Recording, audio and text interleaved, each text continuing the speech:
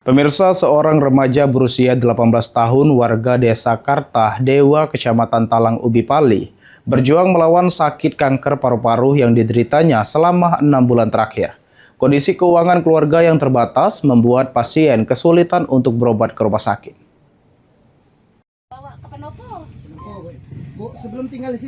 Remaja tersebut saat ini harus bertahan dalam kondisi yang memprihatinkan.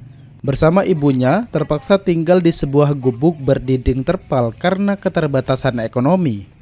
Kondisi tempat tinggal yang tidak layak huni dan perlengkapan sederhana semakin memperberat keadaan pasien yang sedang menjalani sakit. Kondisi ini menarik perhatian warga sekitar yang berharap adanya uluran tangan dari pemerintah maupun lembaga sosial dan masyarakat.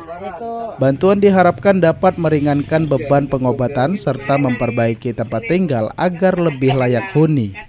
Kepala Dinas Kesehatan Pali, Kazrin Faruk, menyampaikan bahwa pihaknya belum menerima laporan resmi terkait kasus tersebut.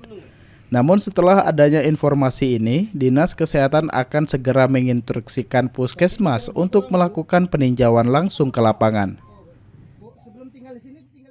Tapi kami belum komunikasi dengan kepala puskesmas sampai sekarang. Maksud kami belum ada laporan dengan kami sampai saat ini. Jadi sampai saat ini Dinkes sendiri belum mengetahui berarti ya?